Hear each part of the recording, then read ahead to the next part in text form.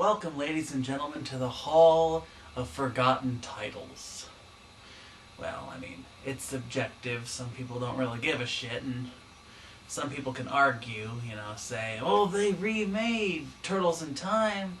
Well, it sucks. And, hey, Scott Pilgrim vs. the World is like a spiritual successor to River City Ransom, and while I do agree on that, it's not River City Ransom.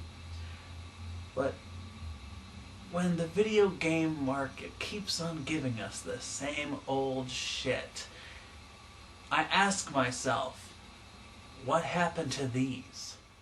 After about 2 months of absence, I'm back with a topic I've wanted to discuss for a while.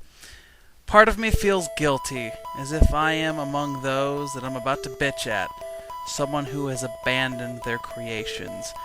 Part of me can actually relate, though. The past 8 weeks have been hard for me. Threats of eviction, serious car and money troubles, trying to finish my film degree, getting a new job. I can see how things like this and more can distract you from various projects you try to undertake. You seem forced to concentrate on those factors that keep you thriving, professionally, personally, and above all, financially. On this and this alone, I can understand why companies chose to take the easy way out and constantly rehash easy projects with little to no effort, especially if the monetary figures speak for themselves. At this time, I want to apologize to my fans that watch and love my work. I'm sorry. I know that you wait patiently for the next video I upload, and sometimes it just takes a while for me to get it down. And I'm really sorry about that. I need to try to be better for you. You deserve it. And I want to try to give you what you want. And if you suggest or request something, I want to try to fulfill it for you.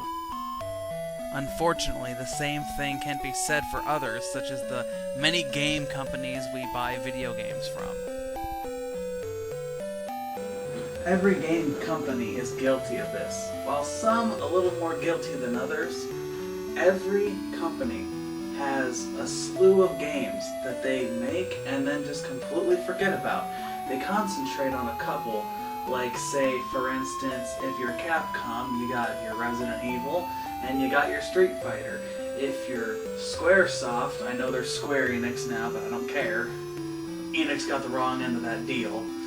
But if you're Squaresoft, fuck everything else, it's all about Final Fantasy.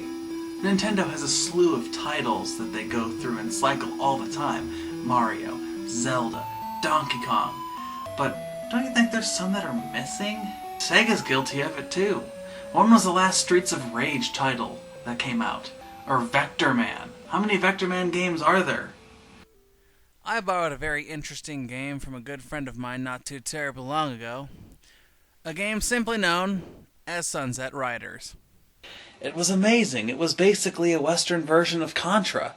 And then I noticed that was the only one. What was the problem with Western-themed games? Didn't they recently make a Western game that was very successful a couple years ago? Red Dead Redemption, was it? Red Dead Revolver? Gun? Western, while it's not as big, it's still there. And while we're on the subject of games that are like Contra, what the hell happened to Contra? The last time I remember they had, Contra 4 and Hardcore Uprising. I can't think of any other Contra game that's been out recently. Correct me if I'm wrong, but you would think that with Contra being one of the biggest games that Konami has ever made, that they would have, brought it into the next gen. I can't count the number of games that either no one seems to remember, or if mentioning them, they reminisce on how different it was or how nice it was to play that, and wonder why it's long gone. I wish I had the be-all, end-all true answer for you, but I don't. Only theories, ideas, opinions. I truly believe now is the time to bring these forgotten gems to life, and I fear there may not be much time left. I see a dark cloud hovering above us. In the video game community, prices are unbearably too high for the economy to pay for. It seems as though we can't trust the future game consoles, and technology and the digital age wait for no man or woman.